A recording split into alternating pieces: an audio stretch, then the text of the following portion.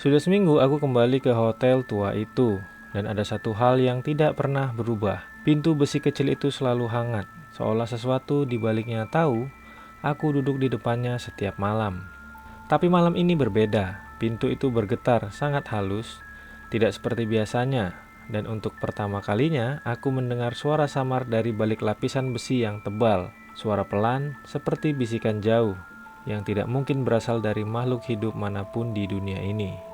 Hari itu di kamar 301, aku berdiri perlahan, menempelkan telingaku ke pintu besi kecil itu. Tidak ada apa-apa, hanya keheningan yang pekat. Aku menghela nafas dan kembali ke kamarku. Rutinitasku tetap sama, bersih-bersih, mandi, minum kopi, lalu istirahat tidur. Namun sebelum mataku benar-benar terpejam, ada sesuatu yang membuatku langsung terbangun.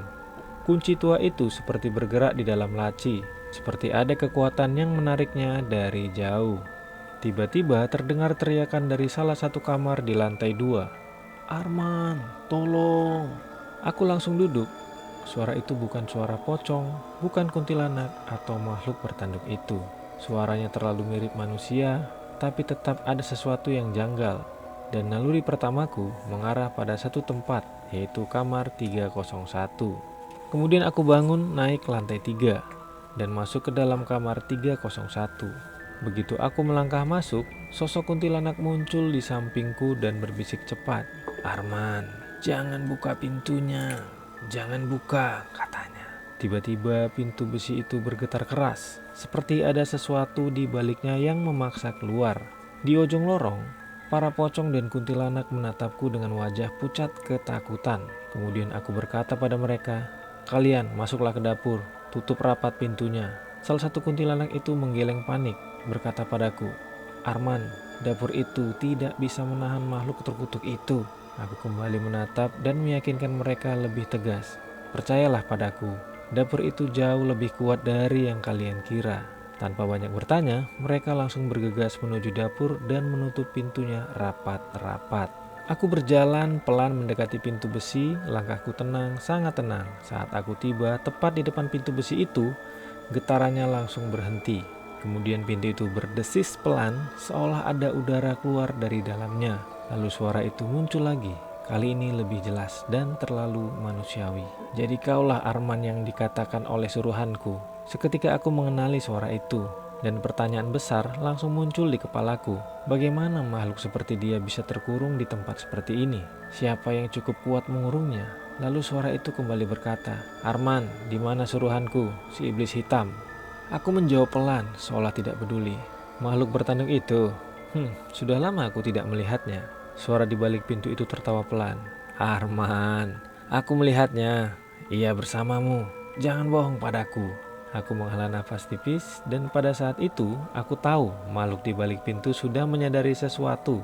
Aku mendekat, menempelkan jari pada besinya, lalu berkata, "Hai makhluk malang, kau tidak perlu menyuruhku membuka pintu, karena aku datang ke gedung tua ini memang untuk membebaskanmu." Ia tidak tahu bahwa sebelum aku memasuki kamar 301, aku sudah menutup seluruh gedung ini dengan segel yang bahkan ia tidak bisa rasakan. Dan ia juga tidak tahu suruhannya makhluk bertanduk itu sudah kuhancurkan. Kemudian suara dari balik pintu itu kembali bergema, lebih rendah, lebih berat. "Arman, aku tahu siapa kau sebenarnya." Aku tidak menjawab, hanya memejamkan mata sebentar, menstabilkan aura yang mulai bergetar di sekitar lorong ini. Lalu dia berkata lagi, "Kau penyihir agung," katanya. Aku ingat aura itu, aura yang memusnahkan para penjaga kegelapan. Aku membuka mata perlahan lalu berkata tenang, "Dan kau adalah bagian dari penjaga kegelapan itu." Pintu besi kecil itu bergetar keras sampai debu di lantai terangkat. Dari baliknya terdengar suara mengeram. "Tidak, Arman, kali ini aku yang akan memusnahkanmu." Aku hanya tersenyum dan berkata, "Sebenarnya segel itu bukan untuk menahanmu di ruangan ini, tapi segel itu dibuat untuk menyelamatkanmu dari aku." Aku maju selangkah, dan dengan jariku aku menyentuh simbol segel di pintu itu. Dalam sekejap seluruh pintu besi menghilang, lenyap begitu saja seperti abu tertiup angin. Aku bisa membuka ruang itu sepenuhnya, bahkan tanpa kunci. Bayangan hitam langsung keluar, berputar melingkar seperti angin ribut gelap, membentuk pusaran besar di tengah kamar, seolah bersiap menyerangku. Tapi aku sudah menunggunya. Aku mengangkat tangan, menguncinya dengan mantra lama. Bayangan itu membeku di udara, seperti tertangkap jaring tak terlihat. Makhluk itu menjerit, bukan jerit kesakitan, melainkan ketakutan murni. "Arman, jangan!" Aku menatapnya tanpa berkedip.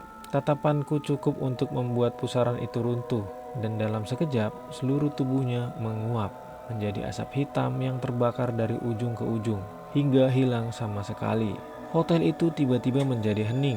Tidak ada lagi ketukan, tidak ada lagi bisikan, tidak ada lagi makhluk bertanduk atau penjaga gelap lainnya.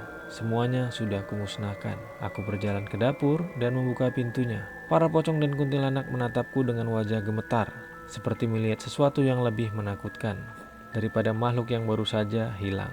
Aku hanya berkata pelan, "Kalian aman sekarang." Mereka tidak bertanya, mereka tidak berani. Kemudian aku membawa barang-barangku dan melangkah keluar meninggalkan hotel tua itu.